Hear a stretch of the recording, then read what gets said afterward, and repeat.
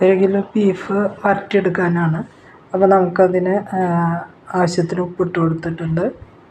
1 spoon ഉപ്പിട്ടുണ്ട്. പിന്നെ അതിലേക്ക് നമുക്ക് പൊടികൾ ഇട്ട് കൊടുക്കാം. അപ്പോൾ 1 ടീസ്പൂണ് മുളക് പൊടി, 1 ടീസ്പൂണ് മല്ലിപ്പൊടി, മഞ്ഞൾപ്പൊടി 1/2 സ്പൂൺ. പിന്നെ ചേർക്കുന്നത് ഗരം മസാലയും പെരിഞ്ജീരകമാണ്. 1 ചെറിയ സ്പൂൺ വീതം ചേർത്തിട്ടുണ്ട്. അതിലേക്ക് ഇനി ഒരു 5-8 ഉള്ളി ഇട്ട് കൊടുത്തിട്ടുണ്ട്. ഞാൻ നുറുക്കിയിട്ടൊന്നുമില്ല, അങ്ങനെ തന്നെ ഇട്ട് കൊടുത്തേക്കാം. നമ്മളിത് കുക്കറിൽ അടിക്കാൻ പോവാണല്ലോ. പിന്നെ ഒരു സബോള ഇട്ട് കൊടുത്തിട്ടുണ്ട്. വേപ്പില ഇട്ട് കൊടുത്തിട്ടുണ്ട്. വെളുത്തുള്ളി ഒരു 10 എണ്ണം ഇട്ട് കൊടുത്തു. ഇഞ്ചി ഒരു ചെറിയ കഷ്ണം, പച്ചമുളക് ഒരു 2 എണ്ണം, പിന്നെ കുറച്ച് തക്കാളി എന്ന് പറഞ്ഞാൽ 1 തക്കാളി തന്നെയുള്ളൂ. ഇതെല്ലാം കൂടി നമ്മൾ ഇളക്കി യോജിപ്പിച്ച് നമുക്ക് കുക്കറിൽ വേവിച്ചെടുക്കാം. ഇത് ആയി വന്നിട്ടുണ്ട്, നമ്മുടെ ബീഫായി വന്നിട്ടുണ്ട്. അപ്പോൾ ഞാൻ ചട്ടി വെച്ച് 2 ടേബിൾ സ്പൂൺ വെളിച്ചെണ്ണ ഒഴിച്ചിട്ടുണ്ട്. അതിലേക്ക് 2 സബോള ഇട്ട് കൊടുത്തിട്ടുണ്ട്. ആ സബോള നന്നായി വഴന്ന് വരണ വരെ നമുക്ക് ഇളക്കി കൊടുക്കാം. അപ്പോൾ ഒരു പകുതി വഴന്ന് വരുമ്പോൾ നമുക്ക് അതിലേക്ക് പിന്നെ ചെറുള്ളി ചേർക്കുന്നുണ്ട്. ഞാൻ ബീഫിൽ ചെറുള്ളി ഭയങ്കര ഇമ്പോർട്ടൻ്റ് ആണ്. അപ്പോൾ ഒരു 10-20 ചെറുള്ളി ഞാൻ അരിഞ്ഞ് വെച്ചിട്ടുണ്ട്. അപ്പോൾ അത് ഇതിലേക്കിട്ട് കൊടുക്കാം. അപ്പോൾ നമ്മൾ അതിലേക്കൊരു 5-10 ചുവന്നുള്ളി നമ്മൾ ഇട്ട് കൊടുത്തിട്ടുണ്ട് കേട്ടോ, കുക്കറിൽ അടിക്കാൻ വെച്ച്. അപ്പോൾ ചെറുള്ളിക്ക് ഭയങ്കര പ്രാധാന്യം, അതിന് ഇടുമ്പോൾ ഭയങ്കര ടേസ്റ്റ് വ്യത്യാസം വരും. അപ്പോൾ ഈ ചെറുള്ളി ഇതിൽ കിടന്നിട്ട് ഇതിൻ്റെ ഒപ്പം തന്നെ നന്നായി വഴന്ന് നന്നായി ഒരുവിധമാകുമ്പോൾ നമുക്കതിലേക്ക് ഒരു 10 വെളുത്തുള്ളിയും 2 പച്ചമുളകും ചെറു കഷ്ണം ഇഞ്ചിയും വീണ്ടും ഇട്ട് കൊടുക്കാം. അതിൻ്റെ പച്ചമണം പോണ വരെ നമുക്ക് ഇളക്കി കൊടുക്കാം.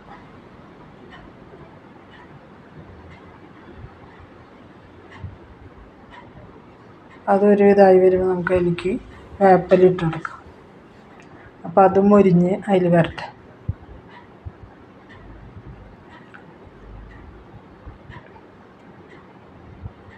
വെളുത്തുള്ളിയുടെ മണമൊക്കെ നന്നായി പോകണം, കാരണം വെളിച്ചെണ്ണയിൽ കിടന്നിട്ട്, അല്ലെങ്കിൽ അത് ഒരു പച്ചക്കുത്ത് പോലെ വെളുത്തുള്ളിയുടെ മണം അങ്ങനെ നിൽക്കും. അപ്പോൾ അത് ഇളക്കി കൊടുത്തിട്ട് അതിൻ്റെ മണം മാറ്റിയെടുക്കാം. ഇനി ഇതിലേക്ക് നമുക്ക് തക്കാളി ഇട്ട് കൊടുക്കാം. ഒരു 2 തക്കാളി ഞാൻ അരിഞ്ഞ് വെച്ചിട്ടുണ്ട്, അത് നമുക്ക് ഇട്ട് കൊടുക്കാം. അത് നന്നായി വഴന്ന് വരണം. അപ്പോൾ മൂടി വെച്ച് വേവിക്കണമെങ്കിൽ മൂടി വെച്ചൊന്ന് എടുക്കാം, അല്ലാന്ന് വെച്ചിട്ടുണ്ടെങ്കിൽ ഇളക്കി കൊടുത്ത് നമുക്ക് അത് വഴറ്റിയെടുക്കാം. അപ്പോൾ ഞാനങ്ങനെ ഇളക്കി കൊടുത്തത് വഴറ്റിയെടുത്താണത്. അപ്പോൾ നന്നായി ഉടഞ്ഞു വന്നിട്ടുണ്ട്, അതിൽ ചേർന്ന പോലെ ആയിട്ടുണ്ട്. ഇനി നമുക്ക് അതിലേക്ക് പൊടികളിട്ട് കൊടുക്കാം. അപ്പോൾ ഇതിലേക്ക് 1 സ്പൂണ് മുളക് പൊടി, 1 സ്പൂൺ മുളക് പൊടി, 1 സ്പൂൺ മല്ലിപ്പൊടി, ഗരം മസാല 1/2 സ്പൂണ്, കുരുമുളക് പൊടി 1/2 സ്പൂണ്, സാജീരകം 1 ചെറിയ സ്പൂണ്. കുറച്ചുകൂടി ചൊടി വേണമെന്നുള്ളവർക്ക് മുളകിൻ്റെ അളവൊക്കെ കൂട്ടാം. ഞാനിവിടെ അപ്പൂനൊക്കെ കഴിക്കാനുള്ള കാരണം ഒരു സ്വല്പം മുളക് ഞാൻ കുറച്ച് ചേർക്കുള്ളൂ. ഇത് തന്നെ അത്യാവശ്യം ചൊടിയുണ്ട്, നേരത്തെ നമ്മൾ മുളകൊക്കെ ചേർത്തതാണല്ലോ. ഇതിൻ്റെ പച്ചമണം പോണ വരെ നമ്മൾ ഇളക്കി കൊടുക്കുക.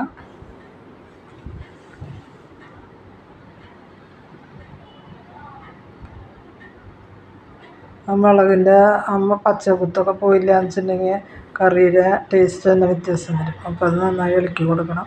ഇനി നമുക്ക് ഇതിലേക്ക് ബീഫ് ഇട്ട് കൊടുക്കാം. ഇപ്പോൾ ഒരു സ്വല്പം ചാറ് വയ്ക്കില്ല, അത് നമുക്ക് വറ്റിച്ചെടുക്കണം.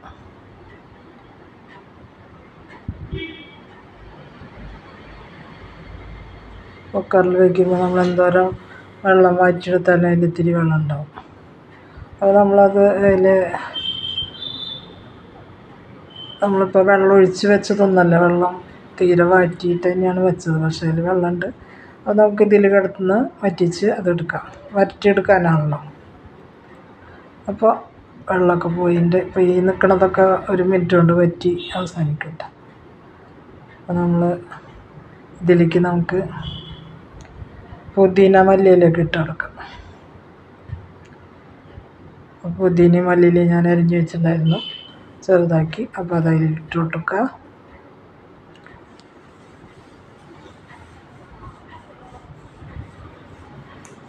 അപ്പോൾ നമ്മുടെ ബീഫ് വരട്ടിയത് റെഡി ആയിട്ടുണ്ട്. ഇനി ഒരു 10 മിനിറ്റ് ഇങ്ങനെ ഇരിക്കുമ്പോൾ ആ വെള്ളമൊക്കെ അതിലാണ്ട് ഇതായിട്ട് നല്ല ഒട്ടും ചാറില്ലാതെ നല്ലതായിട്ട് വരും. നല്ല ടേസ്റ്റി ആയിട്ടുള്ള ബീഫ് റോസ്റ്റാണ്. റോസ്റ്റല്ല, ബീഫ് വരട്ടിയതാണ്. അപ്പോൾ നിങ്ങൾ ഇഷ്ടപ്പെട്ടാൽ ലൈക്ക് ചെയ്യുക, ഷെയർ ചെയ്യുക, സബ്സ്ക്രൈബ്.